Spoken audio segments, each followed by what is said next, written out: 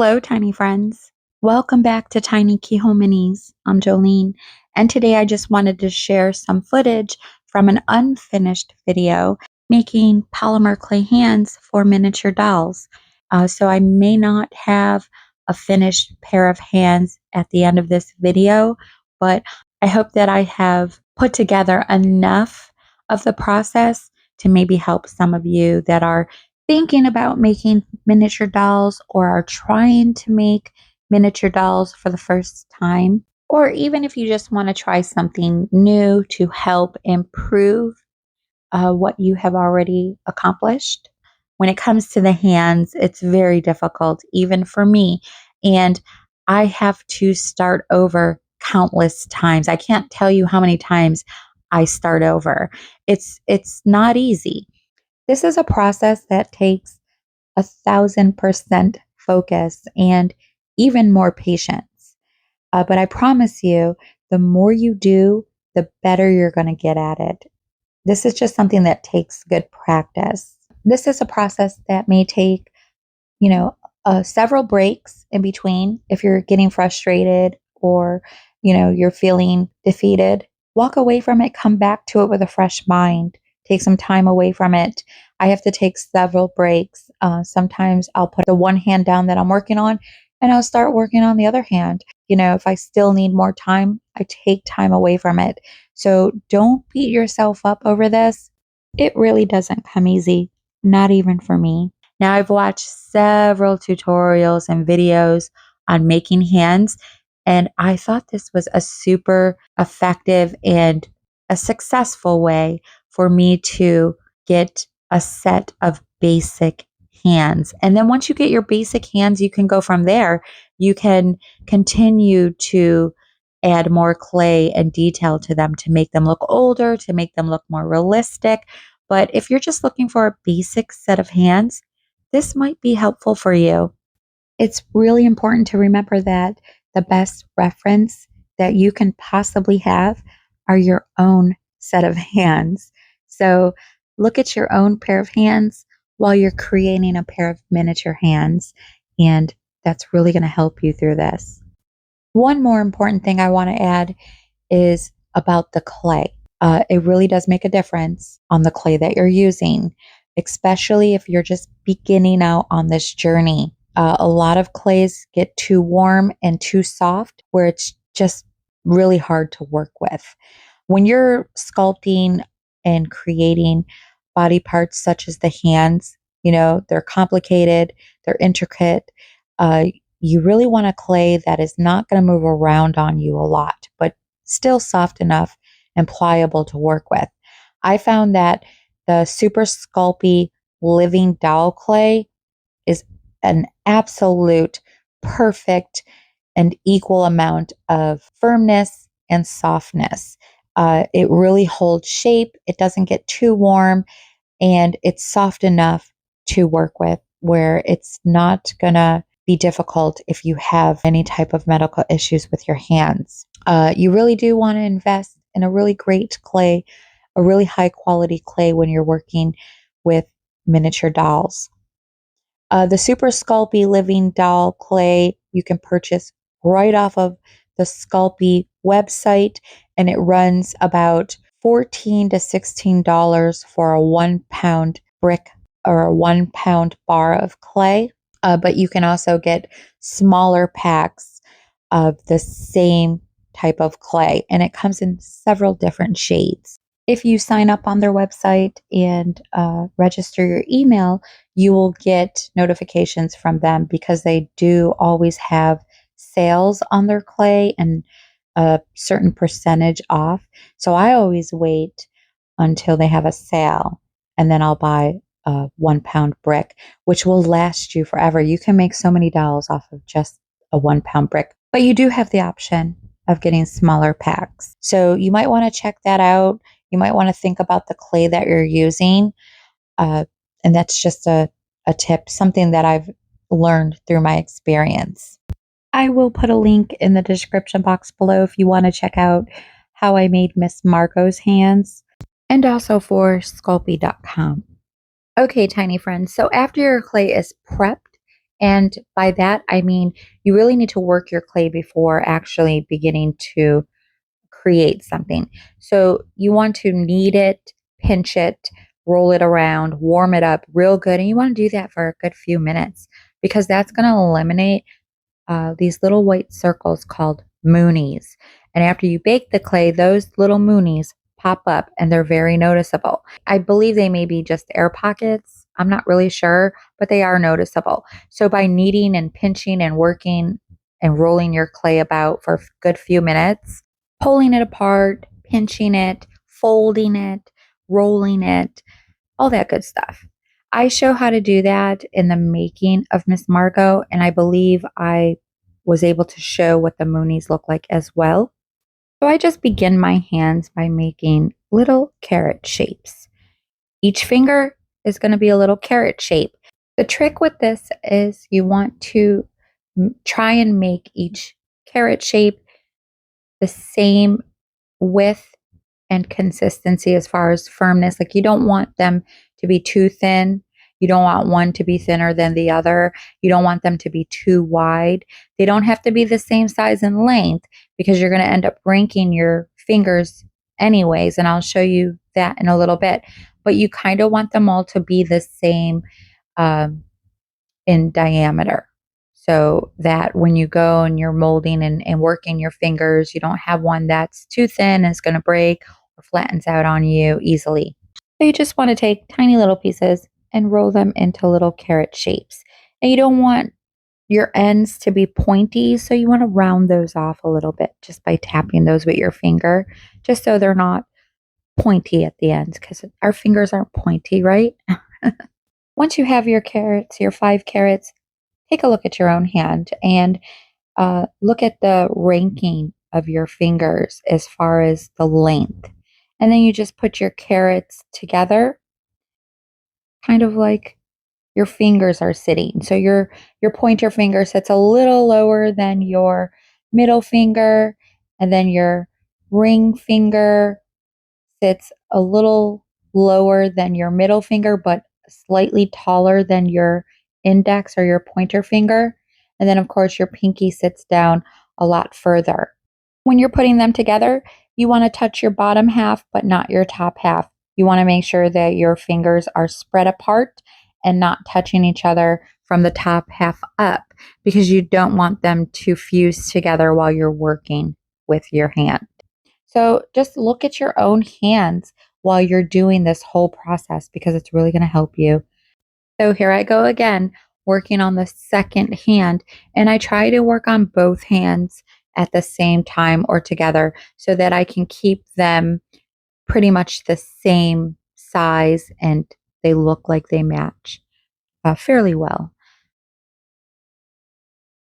Once I get my little carrots, I just begin to rank them and put them in order according to my own hand. Now, if you're looking at your hands facing up, you'll notice that your thumbs are on the outside and your pinkies are on the inside. And if you're looking at your hands facing down, your thumbs will be on the inside and your pinkies will be on the outside. Make sure to not forget about that, so that when you're making your hands, you're making the opposite hands and you're not making the same hand. Now that I've got my fingers ranked, I haven't put on my thumbs yet. I'm just taking the bottoms and slightly pinching them inward. It will fan out your fingers a little bit more, but it's also going to start to create the bottom part of your hand, which is then going to fuse down to start creating your wrist and some of that bottom arm that's connecting to your hand. So just taking my fingers, pinching them a little bit at the bottoms, and just spreading out my fingers to make sure that they're not going to stick together. So you're just slightly pinching the bottom half of your carrots together inward. And then they kind of look like little fans, little turkey tails. Okay, before I add my thumbs, I want to build a little bit on the hand, on the base of the hand. So I'm just taking a little piece of clay and flattening it so it kind of looks like an oval shape. And I'm going to wrap it around the back of the hand. And I'm going to wrap it right around where the end of your fingers touch your base of your hand. I'm just taking a small piece and sticking it right towards the bottoms of my fingers, right where the knuckles would be. This is going to help begin to build the base, your palm of your hand. And you want to place a piece on both sides of the hand. So you place a piece on the back side and then turn it over, place a piece on the inside, right in the same area, only on the inside. And at this moment, it doesn't matter which side is which. You haven't put your thumbs on yet. So it could be, either side could be either part of the hand. I'm taking my tools and I'm just going to start to blend those pieces in and fuse them into the hand. These are the tools that I like to use the most. And I have this new tool. It's like a little smoothing spoon, but I really love to use the silicone tips. They're only $1 or so on Temu, and you'll get a set of these. So if you don't have any of these and you really want to get some of these, try looking on Temu. So I am still following how my hand looks, and I'm just lightly blending it in to the fingers and rolling. I roll a lot. I'm just kind of smoothing it down. I like to put these hands on my fingers because it kind of shapes the hand as I'm working with it. And then that identifies which side is going to be the back and which side is going to be the inside, the palm. You don't need to press too hard when you're doing this. Make sure you're working very lightly and just kind of smooth all these pieces in so that there's no lines. You don't see any connecting points. And now you can already see what part is going to be the back side of the hand and what part is going to be the palm, the inside.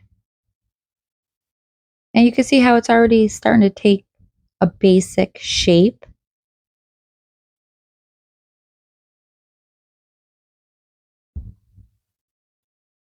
I'm pretty sure that I have trashed these hands and started over. They may look really good to you, and they do look good to me. I just didn't have full focus when I was working with these hands, so I just rather redo it when I can have 1,000% full focus and complete them from beginning to end. But this is what it's starting to look like, and now I'm going to add my thumb. When you add your thumb, you want to add your thumb kind of at an angle, because if you look at your own hand, you can see that the part of the palm where the thumb is, if you kind of move your thumb in a little bit forward toward your pinky, you can see that padding right there. And that's how you kind of want to lay your thumb down so that you can create that padding. The first thing I like to do is just start going in between the fingers and just kind of pressing that piece downward. I have a tendency to do this a little bit too hard and then it distorts the hand. So be careful and mindful of that. You want to go really lightly. You really don't need a lot of pressure, but that helps to create the inside of your hand. And when you turn it over, it kind of arches outward so you can see how it's shaped, like kind of like if you're looking at the back of your hand and you're pointing your fingers down a little bit. It gives it that rounded shape that the back of the hand has. You're going to learn a lot just by doing a little bit. Just by doing this for your first time, you're going to learn a lot. And the more you do it, each time you do this, you're going to learn more. You're going to learn something new. And the next thing you know, you're showing videos on how to do this.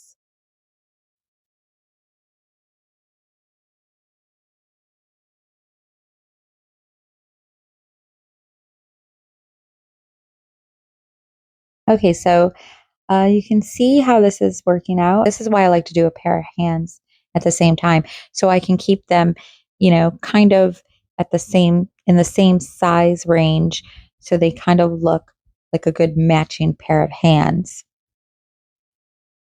If you do them singly, you don't choose to do it this way, you may have a smaller hand than the other or a bigger hand. You may have hands that don't really look like a match. So it is a good idea to go ahead and do these together and just work on them a little bit at a time. But, you can keep comparing them and going back and forth. If you get tired of working on one hand or it's not working out, work on the other one. Walk away, come back. Make sure to always keep your fingers open from one another so that they don't start to fuse together. And again, look at your own hands. I'm showing you that angle, that line where your thumb padding is. Now you do want to put a little bit of detail into your basic shape, but you don't have to put a lot of detail. And you don't want to start putting detail in until you get all your pieces nice and smooth. Some of the detail will automatically happen on its own. I like to leave some of that detail that automatically happens, but I do have a bad habit in trying to add detail before it's time. That's really tough. You get really excited. You want to start adding detail into your hands, but this is a process and it's kind of like an order. There's kind of like an order to this. So you got to really refrain yourself from adding that detail. That is one of my biggest challenges. I just get so excited and I want to start adding detail. You're going to lose that detail if you add it too soon. So you want to make sure that you have a nice solid basic hand before you add in your detail. And you don't want to go full blown detail until you get these basic hands baked. And then you can come back, add more detail, and bake it again. So that's key. So once you get your basic set of hands, you can go ahead, you're happy with them. You got your arm extended down because you can add more to the arm as well after they're baked. You got, your wire hole in there.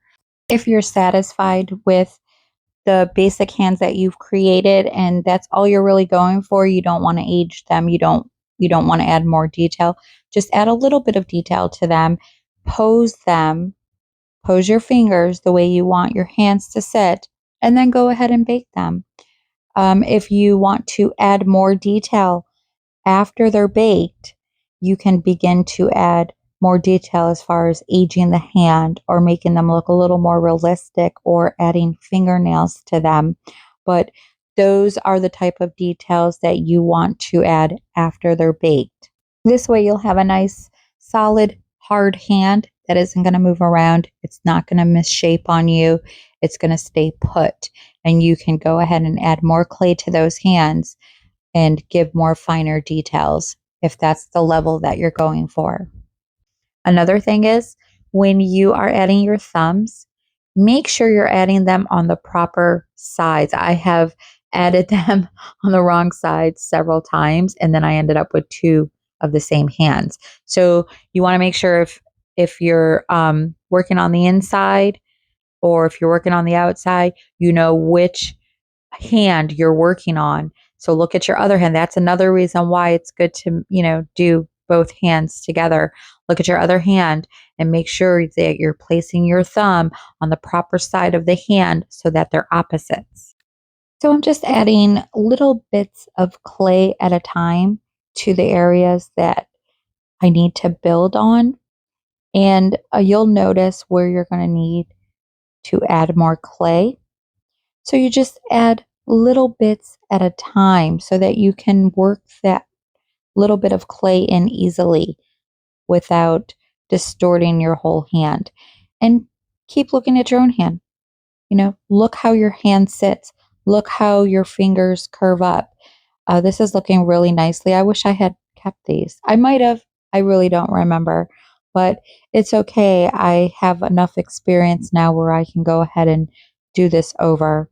I'm pretty stuck on this process, and I know it by heart now. So once you get to that point, you're it it doesn't worry you anymore if you have to start over and over again. You just want to make sure that the pieces that you're using are pretty thin so that your hands don't become too bulky and too big.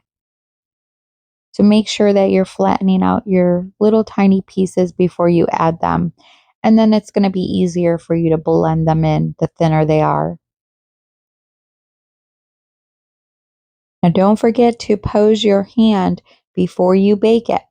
Make sure you got your fingers where you want them to be sitting.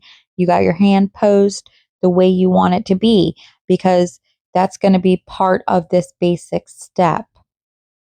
Once they're baked, you can't move them. So make sure you get them sitting and posed the way you want them, because once you bake it, it's going to be permanent. You can see I keep checking my hand. Do that. Check your hands. That's crucial to this process. I mean, they're the perfect reference for this. Now, if you're not sure how you want to pose your miniature hands, then start posing your own hands. Start moving your fingers around and, making some different poses with your own hands, because that's really going to help you decide on how you may want to pose your miniature hands. Check out the angle of your hand, the angle of the bottom of your hand, uh, the angles of your fingers, how they're sitting, which way are they pointing. That's all going to help you in posing your miniature hands. And now you can start to work the bottom of your hand, of the palm, where your wrist is. You want to add some shape into that as well. So just look at the bottom of the insides of your hands, of the bottom of the palms, near your arm, your wrist. On the inside of your hand, you'll notice that the bottom of your palms, they almost come in like the top of a heart shape, like as if the heart was upside down. When you're looking at your hand, they kind of curve in like that. Um, Take notice at the angles and the shapes so that you can add that into your basic hands before baking. Okay, so see how I like to sit my little hands on my fingers? It kind of helps shape them curving downward. I don't know, I just do that. It really does help. And then I can work on them while they're sitting on my finger. If you want to push yourself and test the waters a little bit and go, another step further, go ahead and add a few creases in your fingers, maybe kind of try and uh, make it look like there's some knuckles there on your fingers by adding just a little bit of lines to them. Just play around, but definitely push yourself to go a little bit further each time. Depending on how much time I have to work on the hands per day, it could take me a good, 3 to 4 days, maybe even a week to produce a nice set of hands. So give yourself that time. When you need to walk away or you need to be done for the day, wrap them up in a piece of cellophane or put them in a container, so that they don't get lint all over them from the air or whatnot. You can always come back to them. They'll get a little bit stiffer as they're sitting. So when you pick them back up, they'll be hard enough for you to go ahead and begin to work on them without misshaping them. So key points before baking. You want to make sure that your fingers, your hands are posed in the position that you want them to be. And you want to make sure that you have added the amount of detail that you need or you would like, so that you have a nice set of uh, basic hands. If you want to add finer details like fingernails, aging, more realism, those are the type of details that you want to add after your basic hands are baked. You don't need to add the whole arm or the whole forearm before baking. But you do want to have some sort of start to your arm before your first bake. If you're satisfied with what you have enough of the arm that you need, go ahead and add your wire hole before your first bake. But if you're coming back to add more to your arm after it bakes, then don't add your wire hole until you're ready for your final bake. So if your first bake is going to be your only bake, your final bake, then go ahead and add that wire hole. If you're coming back to add more, then add it then. But you want to make sure that you have that wire hole when you do your final bake, whether it's your first or you're going back for a second bake, because you don't want to have to drill your wire hole later on and then risk ruining all that hard work and time that you just put into creating these hands. If you're going to do something like that, you want to make sure that you have enough experience and that you have enough confidence to start drilling using your hand drill to drill into the clay. Okay, tiny friends, that is all I have for you today. If you are trying to or wanting to create miniature dolls, make your own doll, work on hands, I really hope that this video has helped or will help you, and I hope you've enjoyed it. If you have, please give it a thumbs up and click that like button, and let me know what you thought in the comments below. Hopefully this will inspire you to go ahead and make a miniature doll, or if you've been thinking about it or wanting to, that it gives you enough courage to go ahead and try it. As always, I like to thank all my subscribers. Thank you all so much for watching and subscribing, and welcome to all my new subscribers. Thank you all so much for your support. Until next time, tiny friends, I hope you all have a lovely day, and I will see you all on the mini side. Bye-bye.